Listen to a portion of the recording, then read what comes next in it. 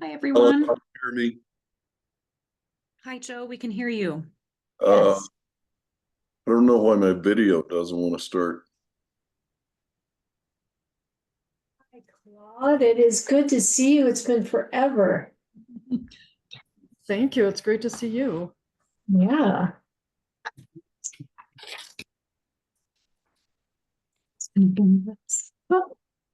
We are just setting up the recording so that we can post this. It looks like it's recording now and getting this set up so that we can post this to YouTube for folks who are not a part of this meeting. So hang tight just a second if you don't mind. Hmm.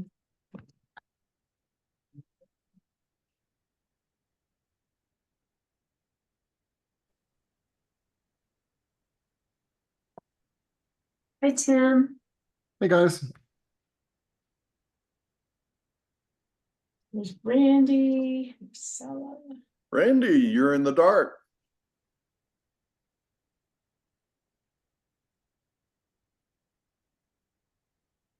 Oh, there you go. Now you're in the light. funny that you had to turn the window down to be in the light.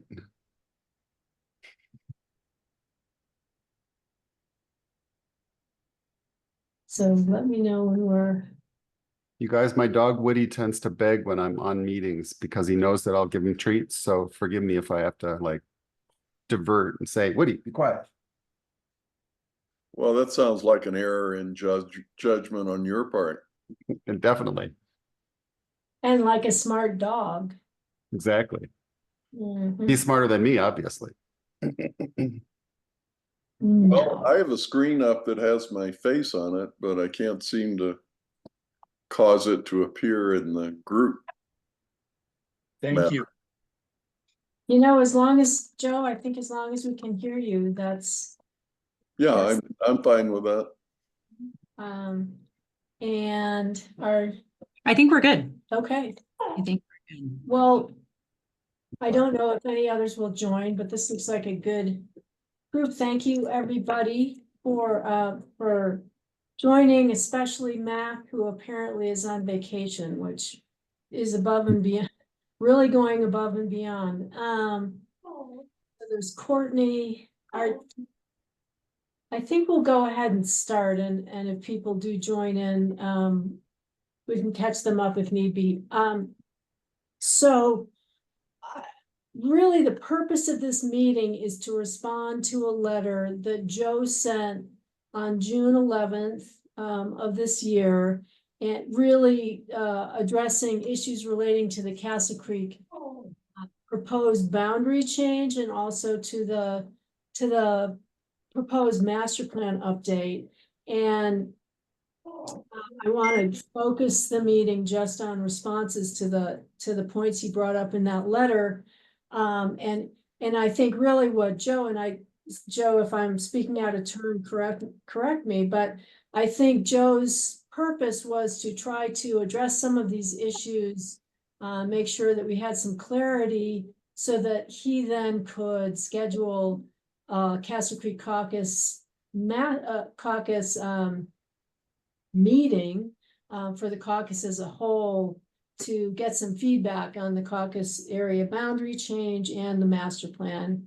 So then we could move into the next phase of actually taking the boundary change to the Board of County Commissioners for their consideration, and then taking the master plan update to the Planning and Zoning Commission for review for ultimate adoption. So I did attach Joe's letter to the meeting invitation. I don't know how many of you have had a chance to see it, but I think what I'd like to do is just walk through the items in his letter and respond to them, and have a conversation based on that letter. So, Joe, is that what there you are.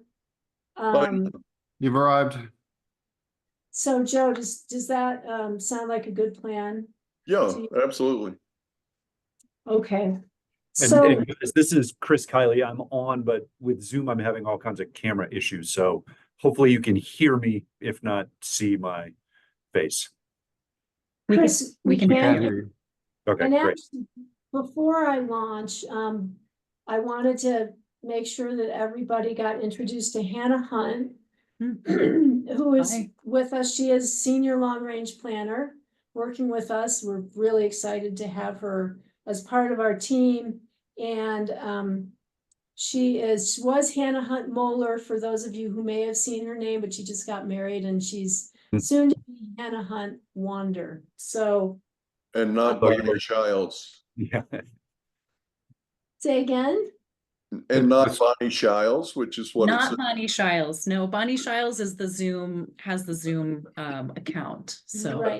Right, and Right, not to Bonnie not be Shiles. confused with Bonnie Shiles, Right. correct? Yeah, Correct, thank you, Joe. So now, congratulations. thanks, thanks. so, if, Tim, do you want to would you mind bringing I think what we'll do is we'll put the letter on screen, and then, so we can all see it, and then, go to maps as needed to discuss specifics. And just one note, I think that some folks connected with Bonnie asking for access to the maps. We can distribute the maps after this meeting.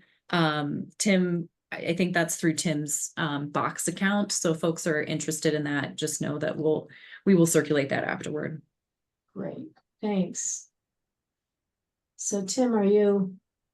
Yeah, I'm ready. I assume you want to start with pulling up the letter, and then I'll grab the screen share as needed to show the appropriate map at the right time. Okay, I can just pull up the letter here okay, and then jump to Thanks. you, okay, Tim, for the maps. that'll work. Let's see, are you all seeing that?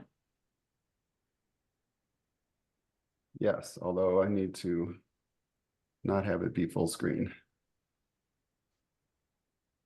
There we go. Okay, well, I've got the letter in front of me, so. Okay, so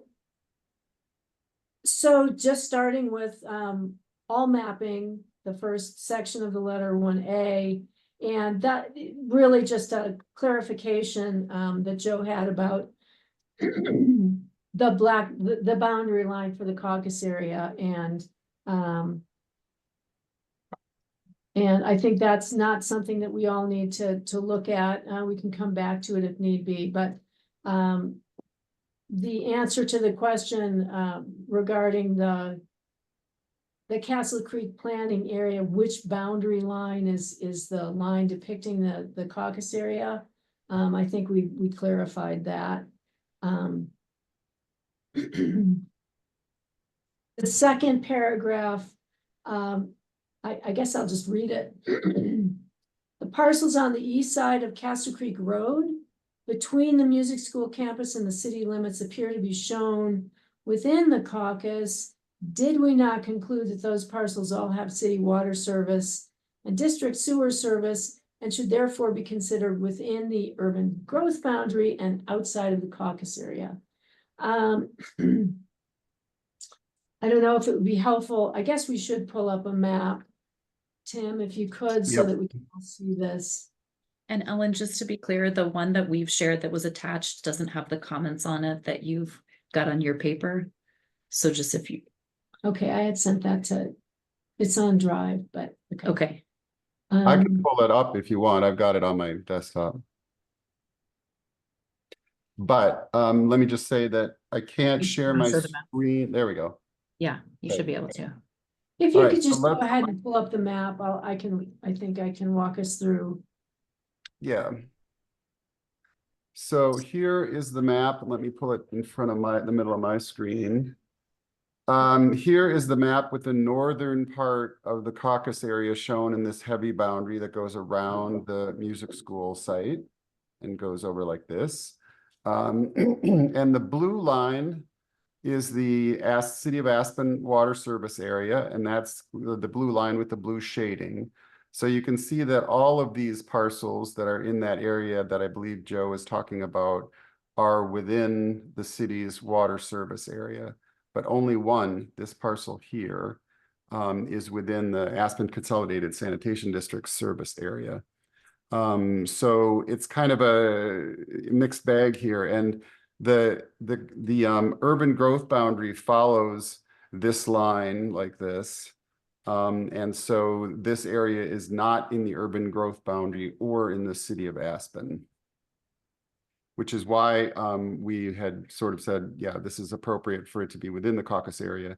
And it was within the Caucus area previously, you know, from the 2003 plan, when the Caucus area extended way out over here Right. and grabbed that sort of duck beak shape over toward Owl Creek.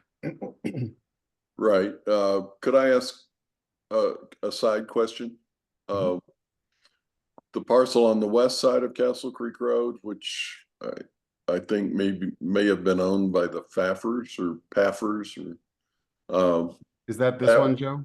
that is within the urban growth boundary and wouldn't be included. Hold on, let me look at that on a separate map. That is. That parcel doesn't show up on this map. I think that is. Oh, I know why. Let's see, the urban growth. The urban growth boundary goes like this. It follows along here, it goes up to here. It goes Well, up to it here and looks then like crosses. it heads No, due west. it is in the urban growth boundary. This parcel is in the urban growth boundary. Okay, so that would not be included in the caucus. Right. Correct, right.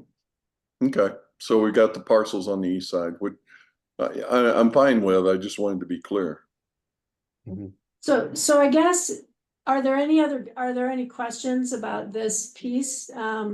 Comments before we move on to the next item? And you know, if you come up, think about a question that once we've gotten past a paragraph, we can always come back to it, but I'll just keep moving on then. Should I, I'll just jump it back and forth between the letter and the maps then. Does that sound right? That'd be great. Okay, so I will just share the letter now. Okay, that's better. Sure, Yeah. Yeah, and I've got it too, Tim, if that's helpful. Okay. Yeah, it doesn't matter to me either way. I just that since I have it up on my screen here with Ellen's comments, I thought I would just grab it. Okay, great. So we're at C now, and this was really a matter of making sure that the maps in the existing conditions part of the plan are as legible as could be. And Joe had suggested that there's an inset on most of the existing conditions map that shows the caucus area boundary as a whole. And Joe's thinking was that it really makes it difficult to read the main portion of the map that shows detail relating to the existing conditions aspects of the map itself. And maybe we could pull one of those up, Tim, so that Yeah, we can. so I'm going to do both, actually. I'm going to quickly show the way it was done originally, and then I did a quick mock-up showing how it would be if we just skipped the detailed area and showed the entire caucus area at a little bit larger scale. And So- yeah, so while Tim is pulling that up, my thinking was, once you see the map, the text will make a little bit more sense, but my thinking was that, okay, so here you can see can everyone see the map? Yes. Yes. Now here you can see that there's this inset map in the upper left-hand corner, and it's to show the caucus area boundary as a whole. Because the map, the main portion of the map on the right side here has been enlarged so that you can see the detail relating in this case to existing land use. But it doesn't, because it's larger, you can't see the caucus boundary in its entirety unless you look at that inset. Yeah, and the reason we selected this detail area is because this is where most of the privately owned lands are. The rest is you know, a few private properties and some mining claims scattered along the southern portion of the Caucus area.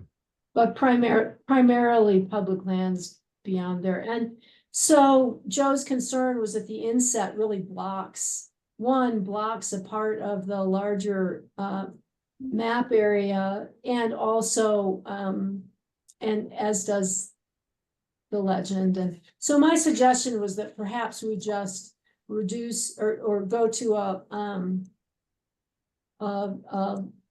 larger scale for the main map and delete the inset.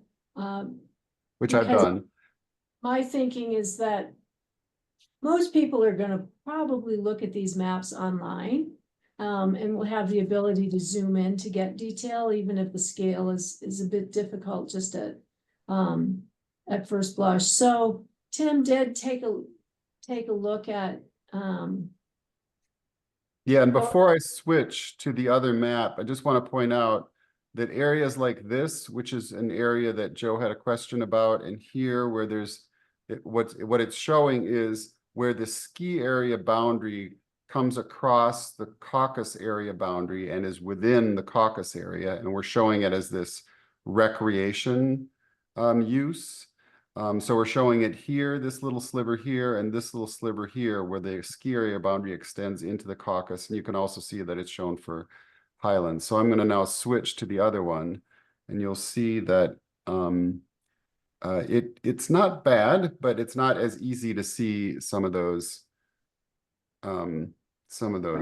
smaller uses. So Joe, you haven't had a chance to see this, but this is an approach that would perhaps make the entire area more easier to see as a whole. I think that's fine. Okay. And thanks for moving the legend over where you did.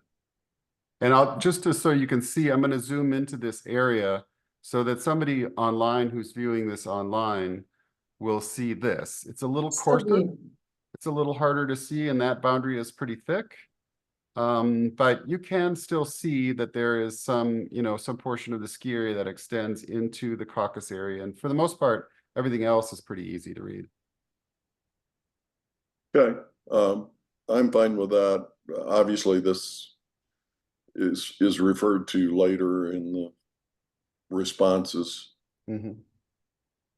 So that, I mean, I think that's a pretty simple fix, and if everybody's okay with that, we'll just go with that. Joe, or any comments, any thoughts, or any of you before we move on? It's pretty No, straight. I think that's fine. So then going back to the letter, thank you.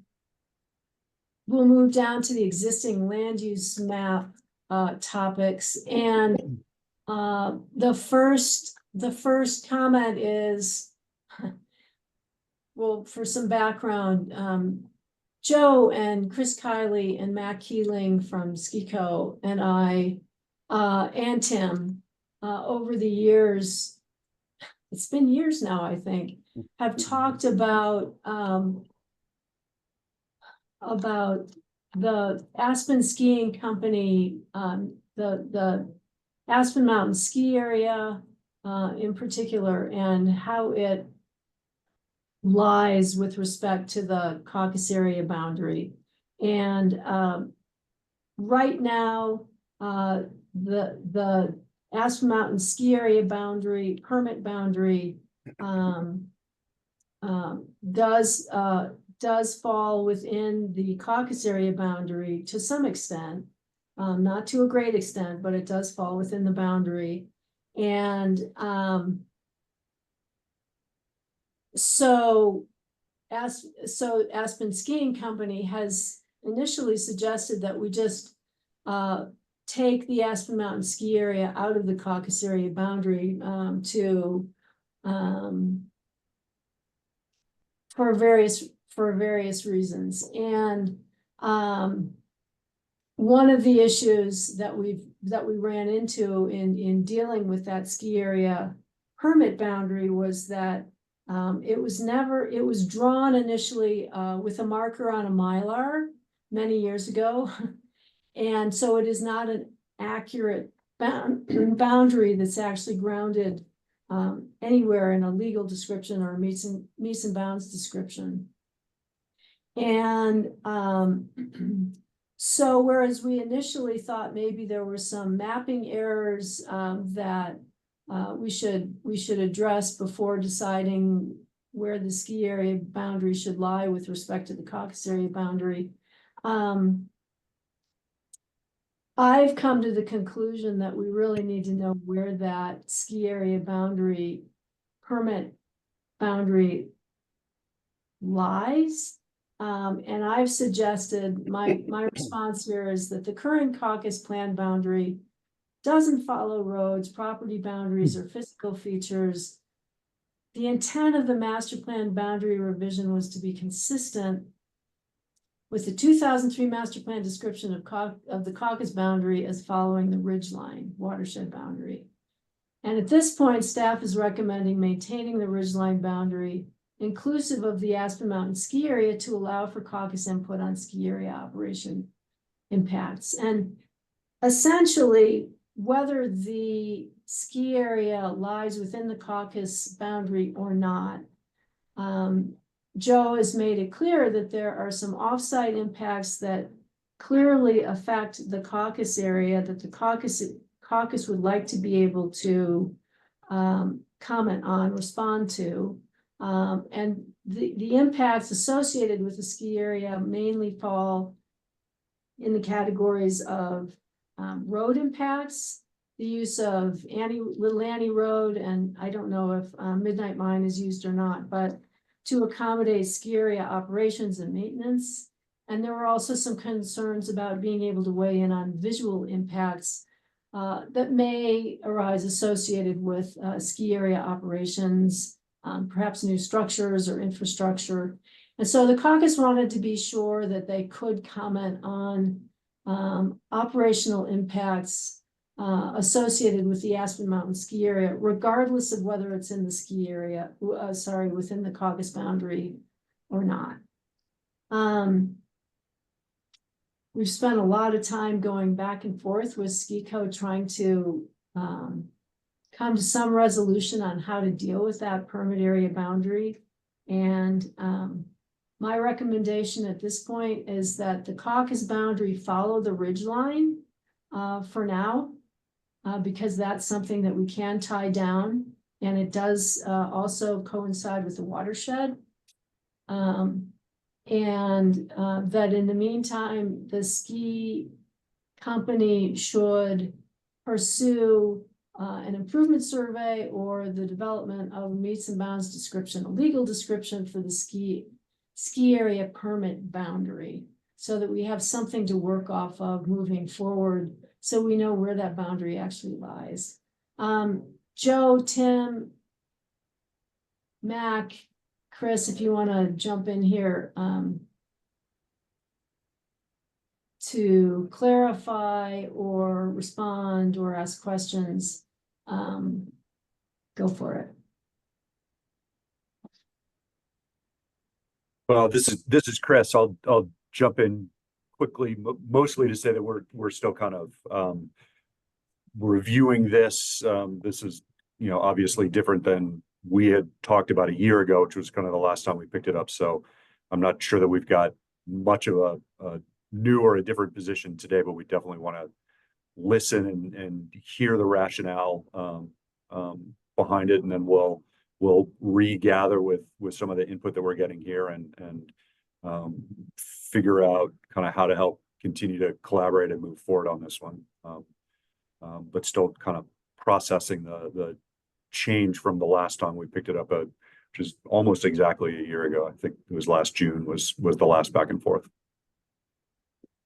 Yeah, I think- my only just comment on top of that, I guess, would just be, and Joe heard this from me multiple times. You heard this from me multiple times, Ellen. Just the caucus will get a chance to comment on all applications still. I mean, they will be a referral for everything. Every project that happens on Aspen Mountain requires the use of the road, i.e., therefore, there'll be communication and input from the caucus. And I think that's why Joe said, and I don't want to speak for him, but that's why Joe came to he was okay with the moving of the boundary to line up with the operational boundary. Just that way, from the standpoint of application process, what rules do we follow? We're within one caucus that we're putting together applications for over at the east of Aspen. And of course, the Castle Creek will be a reference to all the projects and plans. I mean, it's currently happening that way. On the last 3 applications, at least that I've submitted. So, and I'm sure it happened well before that as well. Yeah, I guess we'll just kind of think about the meets and bounds. I mean, nothing else is described through a meets and bounds description. Are all zoning districts defined via meets and bounds that exist out there? I don't think so. Anyways, just I thought we were really close on making something much more clear and using the technology and GIS that exists today. That seems like a hell of a lot better solution than a giant pen on a Mylar from 40 years ago or 20 years ago. So I think thank you. I think the upshot is that rather than try to, as I use the word gerrymander, the caucus area boundary to coincide with a ski area permit boundary that really isn't tied down at all. And as I understand from Mac and Chris, doesn't even really necessarily cover your operational area. That it makes sense first to tie down that ski area permit boundary. And it sounds like even as it's drawn now, it doesn't cover your operations adequately. So I think that's the first thing that should happen. And I think the caucus, you're right, regardless of whether the Aspen Mountain ski area is within the caucus boundary or not, the caucus I think rightfully so, wants to and should be able to comment on impacts associated with ski area operations. And I think that the first thing that should happen is that ski permit boundary should be tied down using meets and bounds, some sort of, maybe it's GIS technology. I'm not sure whether it's but I think it has to be akin to a legal description or meets and bounds description. And then the ski rec zoning line should coincide with the permit area boundary, right? And then in the meantime, I think the ridge line is the line that makes sense to use for the caucus area boundary for now. If in fact, when we get a realistic ski area permit boundary, and it really makes sense to reconsider the caucus boundary along that ridge line to make minor modifications, I guess we can get to that point when we get there. But I think in the interim, to move forward, the caucus boundary should follow the ridge line. And that's where we should start from today in terms of trying to get the boundary, the caucus area boundary modified and approved and the master plan moved forward. So the only thing I would add to this is from a practical standpoint, Joe talks here in this next paragraph about establishing a boundary along the west side of the Aspen Mountain ski area, which included a 20-foot buffer to the caucus boundary. And I never received any boundary from anyone. I worked with Mac on a boundary, which I have up and I can show it. I don't know if we want to get into this level of detail on this topic, but at any rate, I'm not exactly sure that the boundary that Mac and I looked at, I guess it was 1.5 years ago or something, is the same as what Joe had in mind. And so I'm just, I didn't want to change anything or propose a change to anything without knowing whether or not there's some agreement on that. And it seems to me like perhaps the board and the planning commission need to be involved as well. Yes, I'm gonna go back to the point that the current ski area permit boundary apparently doesn't include areas that Mac and Chris think really need to be accommodated for operations on the ground. The permit boundary isn't accurate, even as it's drawn today, and doesn't cover the operational needs. So I think if that's the case, in my mind, that's clearly something that should be taken by by the Aspen Skiing Company in a ski rec master plan amendment to ensure that the permit area boundary is actually accommodating the operational needs and operations on the ground for the Aspen ski area. So yeah, I don't think drawing a caucus area boundary to accommodate a 20-foot buffer that isn't currently included in the permit area boundary is something, one, that we can do without some land use review relating to your ski rec master plan. Ellen, I yeah. got a question, a couple questions. First, I guess I'm curious why Ski Code doesn't want to be in our caucus area, and or is that also coming from us? I don't know how I feel about it one way or another. It almost sounds like a moot issue whether they are in or out. If we're still going to be a referral. But that said, I'm also curious if they're not in our caucus boundary, what is there going to be something memorialized, something that is that makes it clear that we are always going to be included in the referrals if there's something happening with ski cooperation. So those are my questions. I don't really. Yeah, and Randy, just big picture. I mean, we're in the caucus over at Aspen Highlands.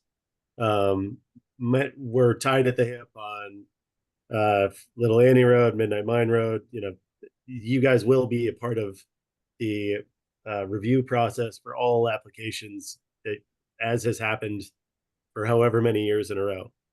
Even though the specific activity isn't taking place within caucus boundaries, it's still a referral agency, which is what a caucus gets to. There's there really is no rhyme or reason to other than the fact that with the Heroes expansion, when we went through the caucus process, we were writing everything for East of Aspen plan, and as far as how to, because that's what everybody said we were in, as far as what the ski area was in, where that expansion would be affecting, etc.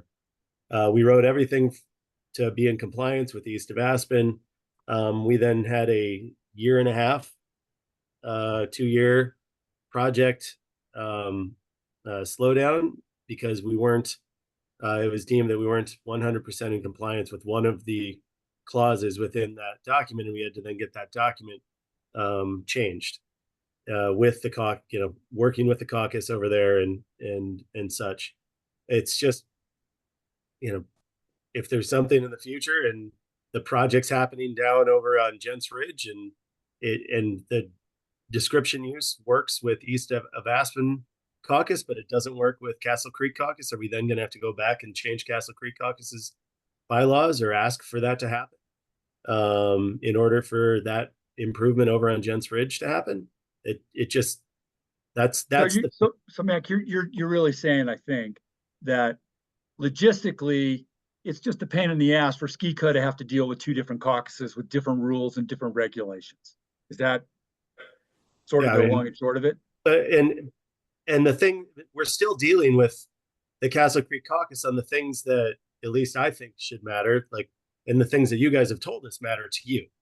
You know, as far as the logistics, as far as the traffic, as far as the number of trips, you know, that kind of thing. So that's not changing. We're not proposing for that to change. We're fine with the way that works. Like we're trying to be the best neighbor possible. We're just saying the rules themselves to try to comply, and especially if one caucus is saying one rule and another caucus is saying the exact opposite, how do I write that? How do I push that through? It's kind of a catch-22 for me. So may I interrupt here? Can everybody hear me? It's Marcella Larson. Yeah, jump can- in. We can hear you. Okay, good. Ellen, I was really happy to hear your comments about sort of the undesirability of gerrymandering and trying to really figure out where the boundary, the operational boundary is or should be. But I want to just point out one thing. You know, true, caucuses are a referral. And Castle Creek Caucus gets some input. Other caucuses will get some input. We dealt with this on the for the Maroon Creek Caucus of, you know, I would say a general desire of ski code to not have to be subject to caucus master plans. But the unfortunate reality, I guess, from their perspective, not mine, I think this is a very good thing. We do have our well, we have two things. We have our, we have basically the home rule charter, Pickens County home rule charter that creates this structure. So we have our caucus areas that are supposed to develop master plans that then get adopted by the Planning and Zoning Commission, right? With some changes in some cases. And then we have another statutory layer, which is state statute, which actually mandates that the county have master plans for these areas. It's so, I mean, it's planning 101, right? But no developer should be able to exempt themselves or, you know, say they're not subject to any sort of comprehensive master planning. They need to work around them. Ski company operates, you know, in large sections of the county. They're going to be dealing with multiple caucuses. So that's why it's heartening to hear sort of like the gerrymandering comment by Ellen, because I mean, this really needs to be looked at comprehensively.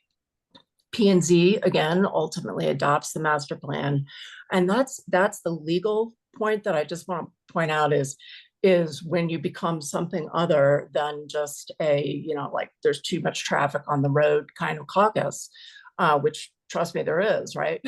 And too many trucks with logs. So instead, it becomes very important on a rezoning analysis legally, what the adopted caucus plan says. And that's a point I don't want to see lost here, you know, understanding that, yes, it is difficult to deal with multiple plans, but it's a fact and reality of the law. And it's an important, really important law in my view, big picture to make sure that we have the kind of county that this community wants, and, you know, and that the plans and the work done, you know, in connection with the plans and is ultimately implemented in the form of regulation. And that was very long-winded, I apologize, but. no, and all correct. But there's nothing that states that caucus boundary has to be divided by a drainage. We're not saying we're out of a caucus boundary. We're just saying that the rest of the Aspen Mountain ski area is within the east of Aspen caucus.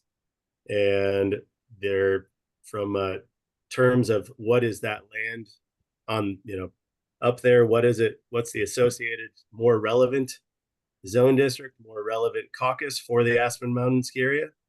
In our opinion, it's the east of Aspen caucus for the Aspen Mountain ski area. That would not preclude any input from the Castle Creek caucus, but if we are happily in the Castle Creek caucus on the Aspen Highlands, we're happily in the Maroon Creek caucus.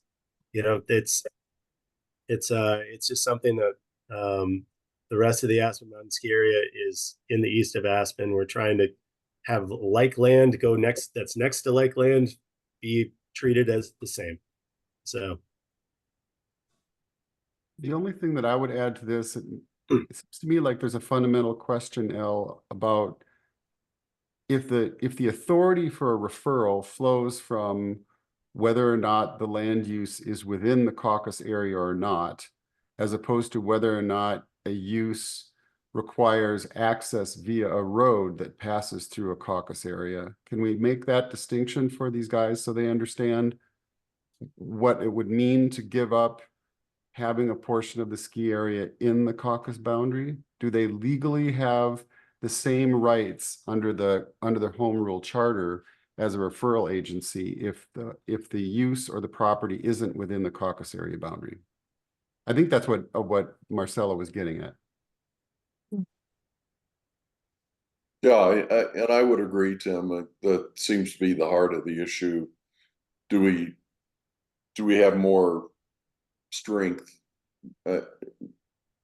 with regard to areas that are on our side of the ridgeline because that's within the caucus or not? Yeah. Well, yeah, that's a legal question, I guess. It seems at face value, it seems as though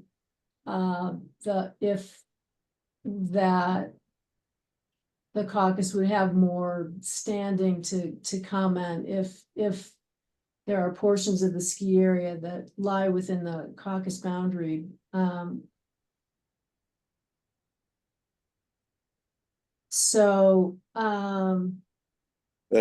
just for the record, I'm not concerned about what occurs on the other side of the ridge. I'm happy to defer to the east of Aspen caucus with regard to that, as long as it's not a visual impact on us or isn't creating traffic that comes down through our caucus. As a practical matter, we're actually updating the east of Aspen master plan again.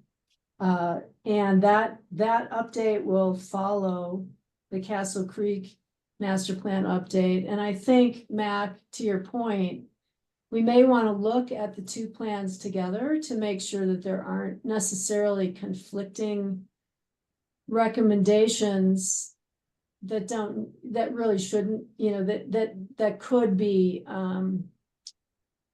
consistent across that ridgeline boundary. We can at least try to make sure there aren't very blatantly conflicting recommendations, assuming that would still meet the needs of both sides of the ridge, both caucus areas. That's something to consider. But as a practical matter, there may be different needs on either side of the ridge that could result in some conflicting recommendations. In which case, ultimately, the regulatory authority reviewing whatever proposal you might be coming in with would have to weigh and balance those concerns on either side of the ridge. The flip side of this for Mac and Chris is if the ski area remains within the caucus, then you have also more authority or more ability to participate in the development of the master plan for the caucus area as a property that's within the caucus areas. I mean, it's inconvenient and on the one hand and, perhaps enlightening on the other. This is a really good discussion. I think that the first thing that really the best thing that could happen now is that Aspen Skiing Company go ahead and give us an accurate boundary, so we know where it lies. It may be that it spills over into the ridge, over the ridge into the Castle Creek caucus area or not. I think, currently you're located within the Aspen Mountain permanent boundary does currently spill over onto the caucus, the existing caucus area boundary, right? It may be that when you come up with an accurate boundary for the ski area, that you don't even cross that ridge line, or you're not within the caucus area as the boundary lies today. Eleanor, Sorry. I'm sorry to interrupt you. Is there a process for them to remove themselves from the caucus, the Aspen Ski Company? Or is that just something they choose to do? I mean, wouldn't they have to petition to remove themselves from the caucus, depending on what this more definitive map you're after? Regardless, say they're in it. Is there a process, or do they just get to choose? I was just gonna say, to be clear, the Aspen Ski Co will still be a part of this caucus area because of what's happening in Highlands. So in terms of being a entity that's within the Castle Creek caucus, that will remain regardless of what's happening on that ridge boundary. Right. So it's really more of a mapping question to understand what operations are happening and where are they, and what's the justification for where that map lies. I don't think that really answered my question. I mean, I understand that they are still in the Highlands, but I'm saying, had they not been in the Highlands, is there a process to remove from a caucus if you're part of it? It's not just a choice, correct?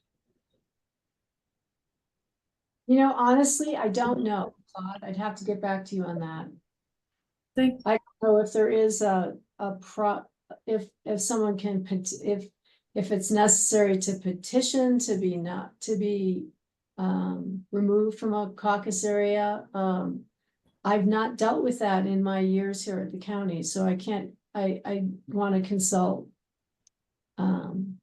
Although Ellen, this is Chris, there is another example that we talked about earlier, and that's the removal of part of the area at the foot of the caucus that's in the urban growth boundary, and that is a move that's underway that might be somewhat analogous to this, that's just happening as a part of the revision of this caucus plan. So a caucus area boundary change is subject to review and recognition by the Board of County Commissioners in a public meeting.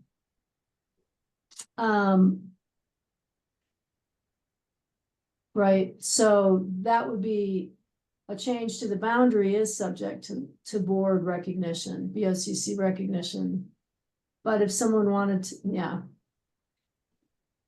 Does that help, Claude? There is a process for amending the boundary.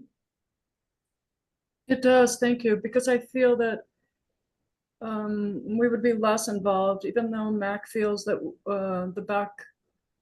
the portion that is in Aspen Mountain, we would still get, we would still be involved. I feel that it would be less so, it would be diminished had they not been solidly in the caucus with their ski area.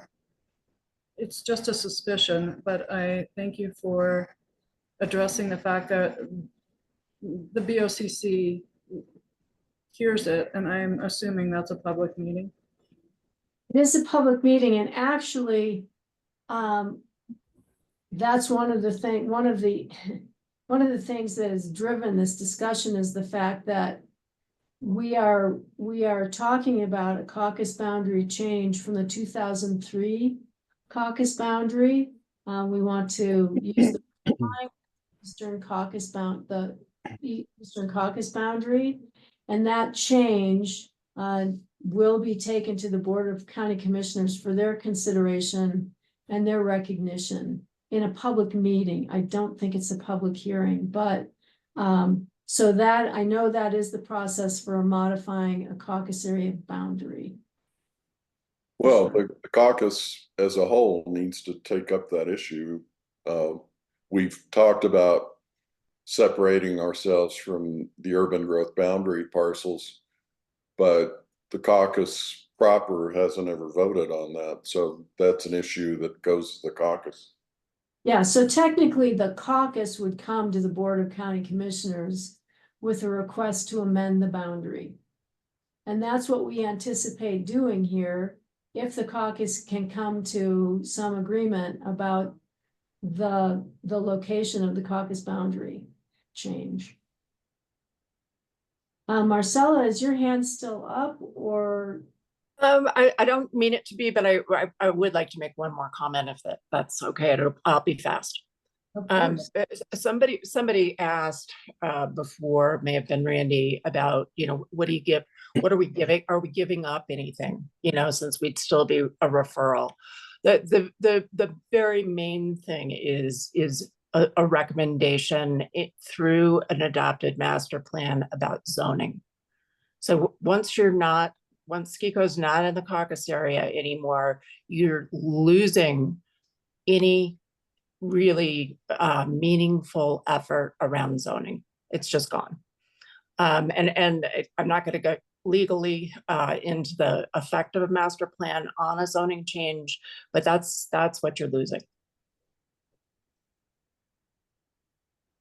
Okay. If that made sense to anybody, and if it doesn't, it's okay. Send me an email. We can chat later. No, thank you for that. That's helpful. It does make sense to me. So I don't know that we'll come to a conclusion here today. I know Aspen Skiing Company has asked for some time to absorb the recommendation here and respond. And perhaps there will be a follow-up meeting and discussion just to talk about this specific topic. If we can, then I'd like to get through a few other things that were in Joe's letter, which may be a little more straightforward. And see if we can't resolve those today, if everyone's all right moving on. Yeah. Okay. Oh, Sorry. sorry. Hey, Ellen. Yeah. Just to clarify, so it sounds like we're not making a decision between this group as to whether SKICO will stay within the caucus area or not.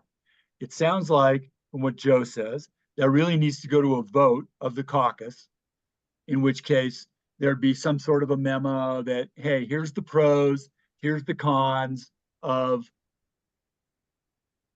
adopting the boundary to coincide with the boundary of the ski area, where they're in or they're out of the Castle Creek caucus. And that's ultimately where that issue is going to be decided. Is that correct? That is correct. Okay. Yeah, before we can even schedule anything before the Board of County Commissioners for their consideration, the caucus has to be comfortable making a specific recommendation about that boundary change. Okay, got it. Yeah, once you have a caucus recommendation, then I can move forward or we can move forward and take that to the board for their consideration. Does that answer your question? Yes. Yep. Thanks for clarifying that.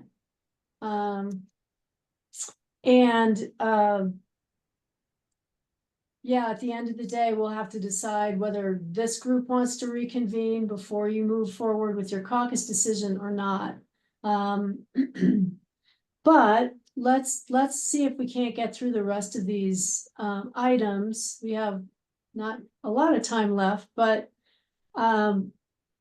Joe had some questions about the Aspen powder tours and to what extent the county has regulated that powder tours use. And then some other questions about to what extent the skiing company has leases over private mining claims that the powder tours use. I can respond to the first question about to what extent the county regulates that use. We don't regulate the powder tours use at this point, because the powder tours has been in existence as a use since 1970, and it's considered to be a pre-existing grandfathered use that predated requirements for special use permits. The Forest Service does, the powder tours does have a permit with the Forest Service, as I understand. And I know the powder tours use is also addressed in the travel management plan that the Forest Service adopted in 2002. So the answer to Joe's question specifically is that no, we do not, the county does not have a special use permit or has not required a special use permit for that use. I don't know if Joe or skiing company would like to weigh in on any other aspect of that particular question raised. Well, yeah, I would like to comment. You know, the powder tours operation began as a mom pop thing. I think it was back in the 70s. It was as likely to include some friends just jumping on a snowcat to go powder skiing. It wasn't really a commercial operation in any serious sense back in the early 70s. But as I understand it, not being a powder skier, thanks to my injury on Aspen Mountain. But I do find it hard to believe that the county would not want to have some sort of understanding as to what the ski company can or cannot do within this very large area that extends over into Little Annie. So I guess I'm just a little dumbfounded that we don't seem to have any agreement from the county side as to what that operation is. Since 2003, we've had a clause in the master plan that says we don't want to see commercial expansion within the Caucus. I guess an argument could be made that a portion of this area isn't within the current boundary of the Caucus, but I'm trying to fix that. But yeah, I just think we need to have an understanding as to what the ski company can or cannot do as a part of its powder tours. Well, I'll let ski company jump in, but Joe, at this point, the county is not regulating that use. No, I understand. Right, and I don't think your comment about expansion of commercial uses maybe isn't really applicable here, because I don't think the use is expanding. It exists today. But that said, I guess that it would be helpful to hear from Aspen Skiing Company if they want to weigh in on the powder tours piece. Well, I would just make one point. Oh, I doubt very seriously if the operation that started in 1970 included this entire area as it's mapped. right. As I said, Joe and I spoke offline yesterday, and I think if the caucus wants to make a recommendation about how powder tours should be addressed by the county in their plan, it's an advisory plan. I can't promise that the recommendation would be implemented, but that's certainly an option.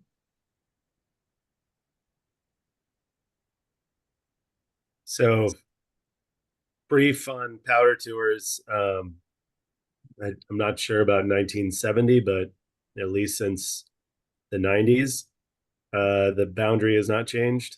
It would, and the boundary that exists that you're looking at is the boundary that the original operators sold or whatever when they sold the tour.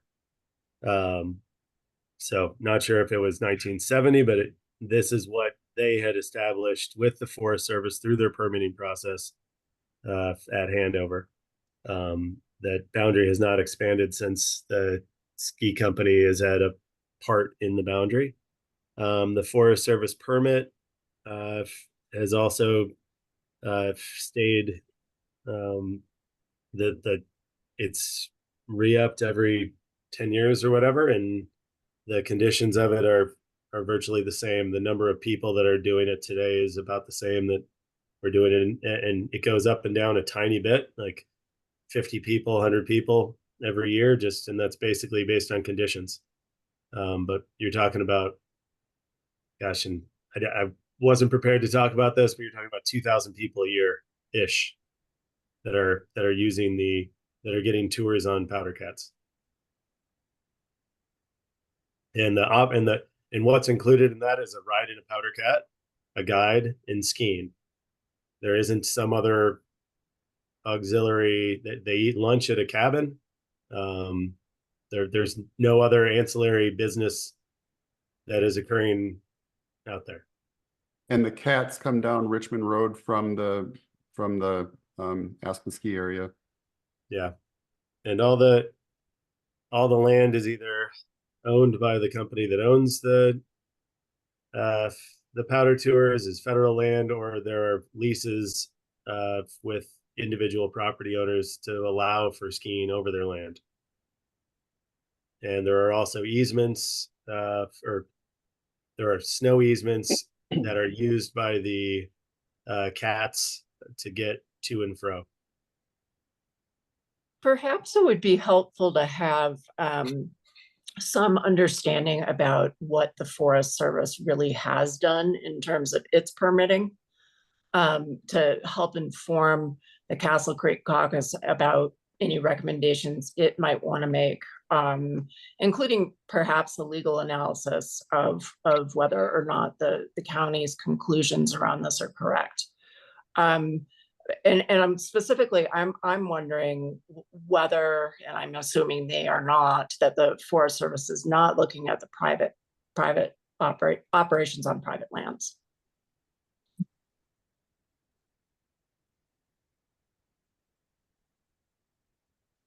Sorry, Mac, do you know the answer to that question?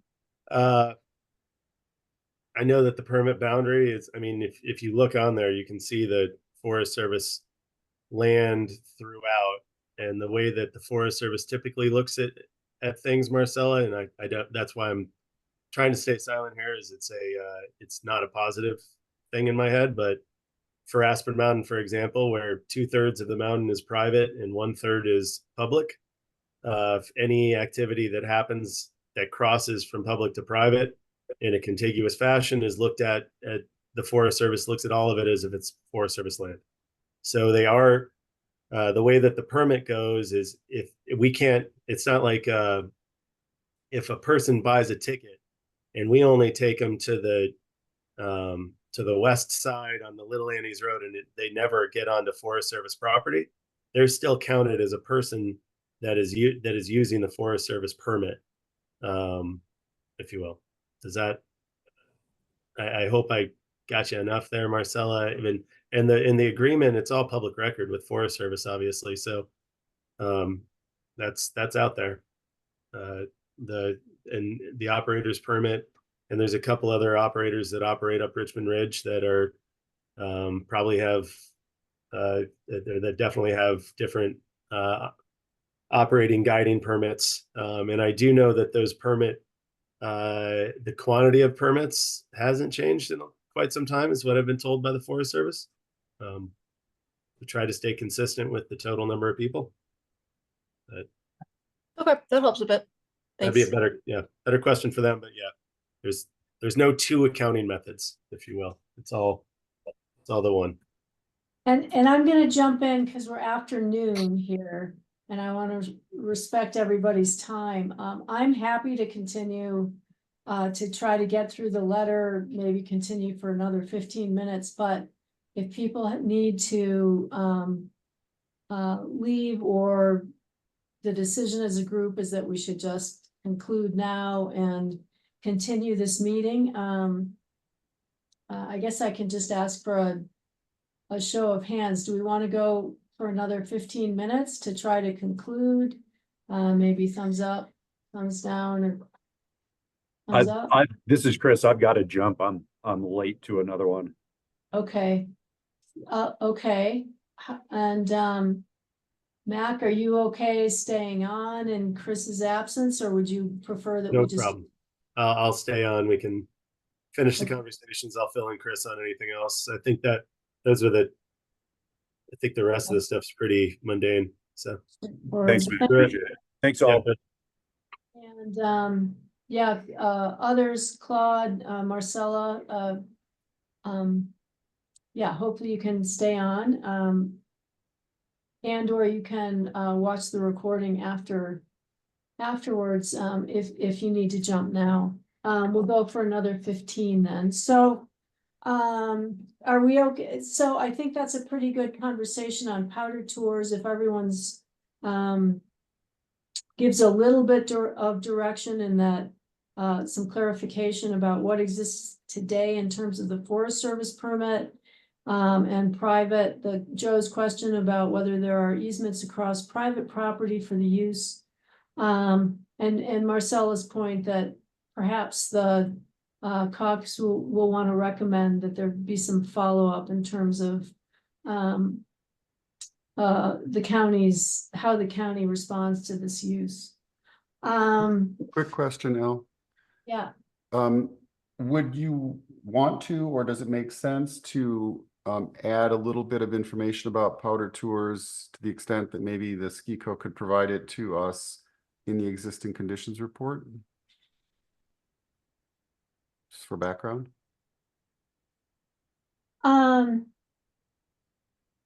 Yeah, you and I can talk about that offline. That might be that probably would be helpful as background to document. But Could I make another comment, please? yes, please. Matt mentioned in his comments that there are other operators apparently who have an agreement to operate powder tours. no, sorry, Joe. It's my comment was intended to say that there are other operators that are, whether it's Aspen Adventure Guides and they're assisting people to skin up Richmond Hill Road and then do backcountry skiing experience, that type of thing. There are not other people there are not other operators or companies that we're subleasing our permit to or anything like that. The powder tours is exclusively the snowcat operation there is exclusively Aspen's, whatever entity owns it. Sorry. No, I wasn't suggesting that you were subleasing or anything. But I have continued to be concerned about these operators going apparently just to the Forest Service and getting approvals to run commercial ventures, and the county doesn't have any involvement in that. We've had significant expansion of commercial uses in the Castle Creek Valley, and So if I I may, want the that's- county to chime in. that's a good point. And I think again, the recommendation from the caucus, if I'm hearing you right, should be that that's existing and any new special commercial outfitting or guide commercial uses that are operating should be subject to county special use permits or a special review. I mean, make a recommendation. I think that's a valid recommendation, and as a practical matter, I'm sure there are existing uses that aren't permitted and should be.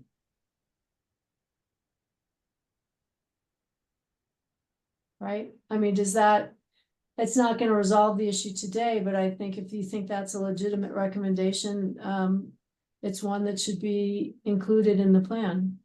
I support that recommendation.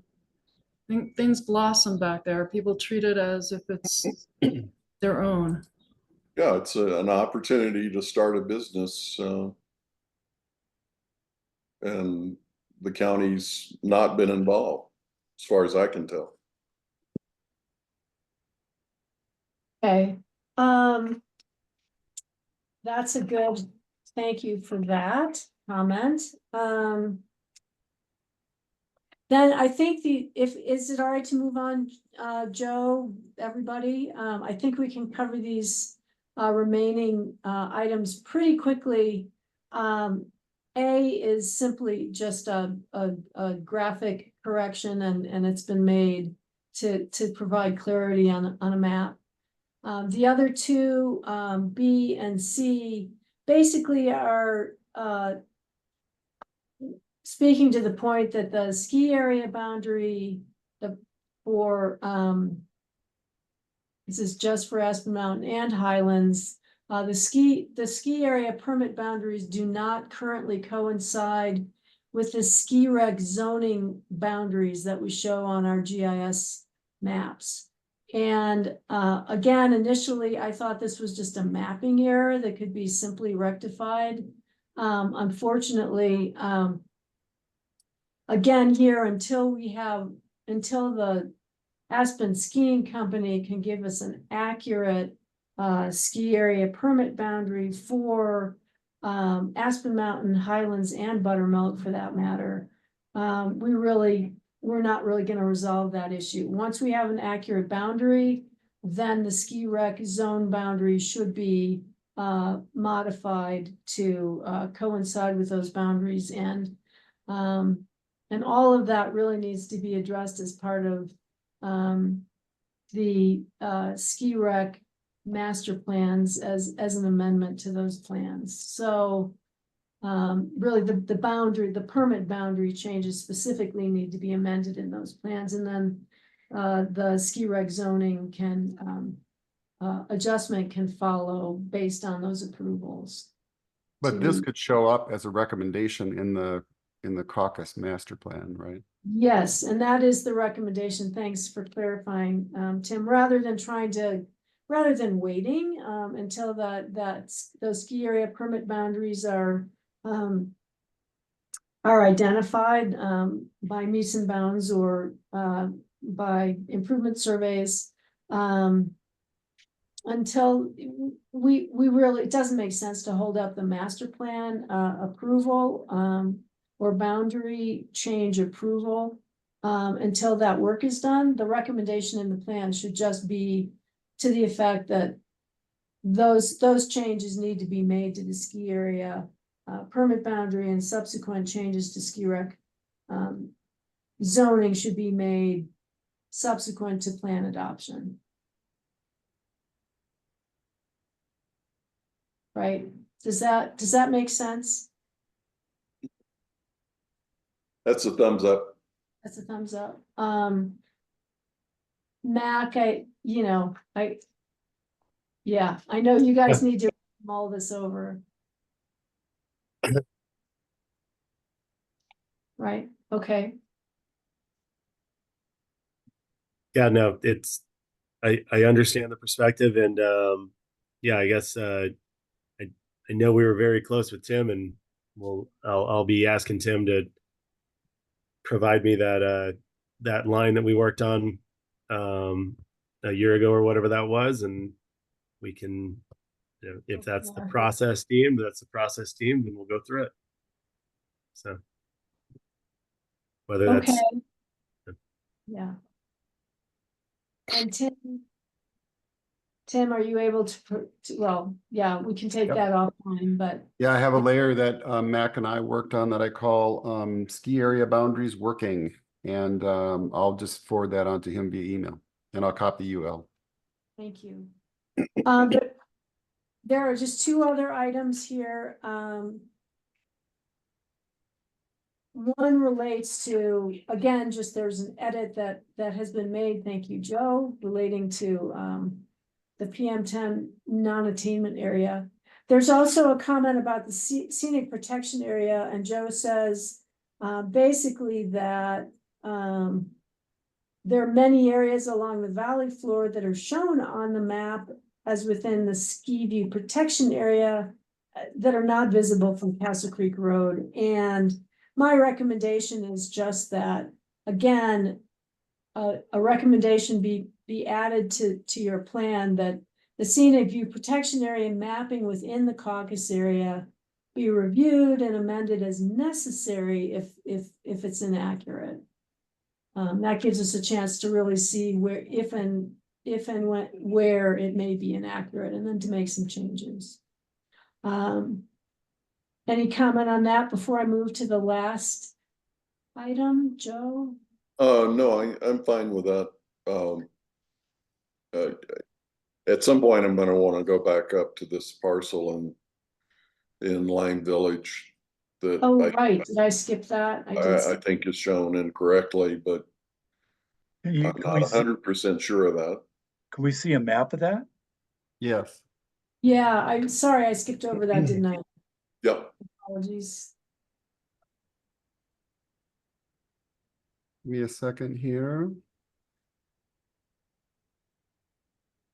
It's the home of the school teacher and her husband. And I'm sorry, I'm spacing. Yeah, that's AR10. I If think that's, it's shown if that's as- the property that you're talking about. Yeah, I think it's shown as rural and remote. It is. Yeah, could you just, do we want to show the map or just move, or?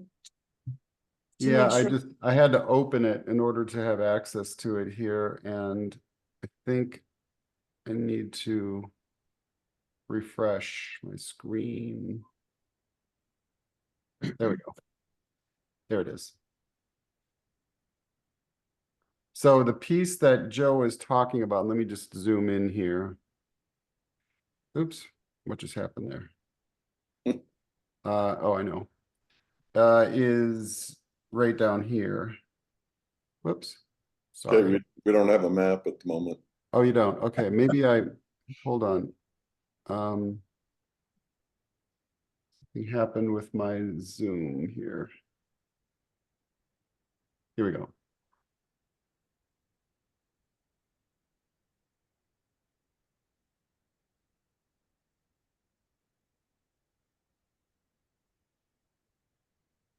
Shoot.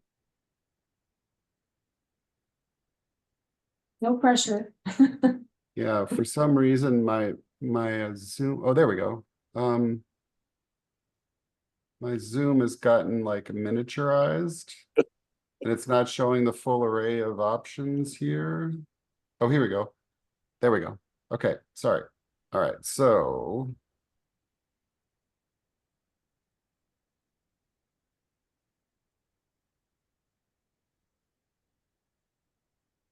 There it is. I have a bunch of maps up, so. Okay, so.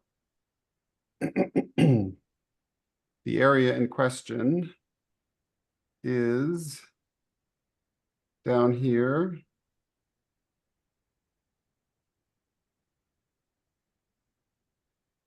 It's the square. Yeah. Here. Yes. So, I was under the impression that was AR10.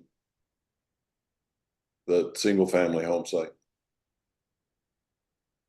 so GIS mapping is showing it as rural remote. If you think that's a mapping error, we can look at it. Well, I'm not sure, but Can you go back, Tim, and blow that up again? Yep. Just confirming on our side with the county showing that it is showing as that is rural and remote, that square, Yeah. that square parcel. So We can definitely take a look at that, but just that is what it's showing on our side too. So here's the road. And I think this is Glenn Horn's place, right? Correct. Curves up Yeah. here and there's the parcel. So the little dot right by the 10, that's where Nate and Julia's house actually is, but they own that land that goes across the road. I think the upper part of the road, I think that's probably correct, that is rural and remote. Okay. I think Raised it as. a Glenn would know for possibility. sure, but I think that actually is correct.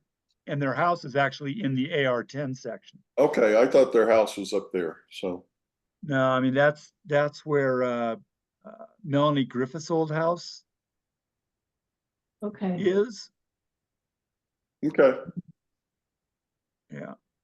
Well, Just- just from a parcel standpoint, this parcel, this is a separate parcel here.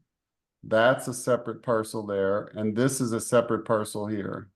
So there's 3 parcels there. Right, right. So I think it sounds as though it is accurately shown on the map, and we'll leave it as is. Right? Yeah. And by the way, the ownership of those 3 parcels, 2 of them are owned by Roland, Nathan, and Julia. Sorry, Right. Nathan and Julia Roland. I'm sorry, I don't know these folks, so.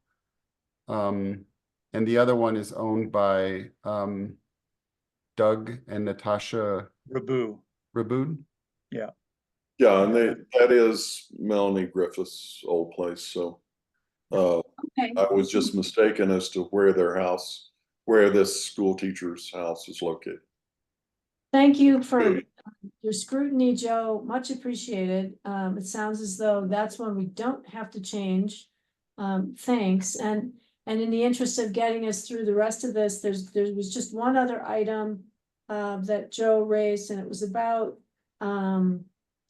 whether or not there were other historically designated properties and sites that we should be showing on the existing conditions map that shows historic designated sites. And the music school and the Buntam Manning claims are on the historic inventory.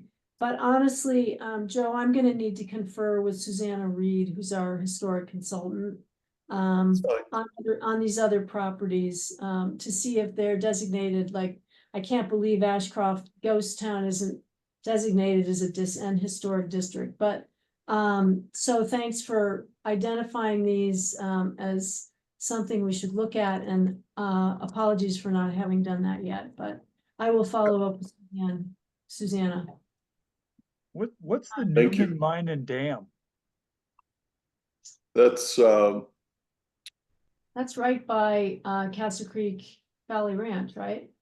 yeah, it's across, it's on Castle Creek, although it's not a parcel within Castle Creek Valley Ranch. Right. Is that Mary Ellen or Mary Ralph's? It was Mary Ralph's Okay, property. got it. Since Got it. sold that piece and has built a home on a piece above it. Yep, got it. So, but Yeah, thanks my for, historic sorry. stuff on my claim too, that I haven't gotten to. Sorry, Courtney, I didn't hear what you said. On my property, there's some things as well that are historic. That are designated historic? But it hasn't been designated probably yet, but needs to be.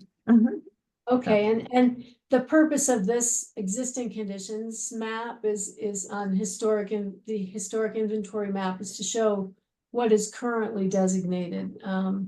So if and when there are parts of your property that are designated, we'll go ahead and, next time we update the existing conditions, we'll add them. So thanks. I guess we should wrap here and just talk about how to follow up. I think Joe, are you comfortable that we've resolved most of the items in your letter? Absolutely. Okay. And the question is whether we as a group want to reconvene to continue the conversation about the boundary as it relates to Aspen Mountain Ski Area. Or if you just want to take that on as a caucus to continue the conversation and work with Ski Co. Bringing us into the mix as needed. Joe, I'm gonna look to you for a response there to begin with. Well, I'm just a little unclear as to what direction we want to take, so. Well, I have I've made a recommendation. I was okay with your recommendation. And I think I guess I'll put it on Max. Sorry to put you on the spot, but I guess the first step would be to determine whether ski company is willing to provide a legal description or some sort of meets and bounds improvement survey, something so that the ski area permit boundaries can then be taken forward for amendment to the county through the ski rec master plans as a starting place. And during the interim, we'll establish a caucus area boundary along the ridge line in the event that there are changes that occur as a result of ski rec master plan amendments, and there's a need to revisit the caucus area boundary or a desire to do that, we can move in that direction. I'm not going to put you on the spot to necessarily make that decision now, but that's the decision that needs to be made. Understood. Got it.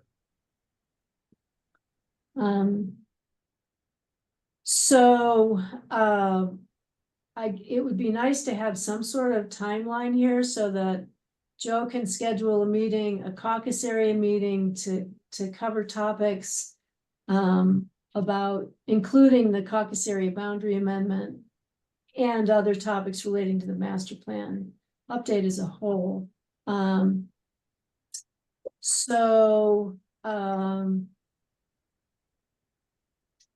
Mac, how much time would you like to consult with your other colleagues about your comfort level, your willingness to move forward with this recommendation and get back to us? I'll talk to Chris, but Okay. I get back midweek next week.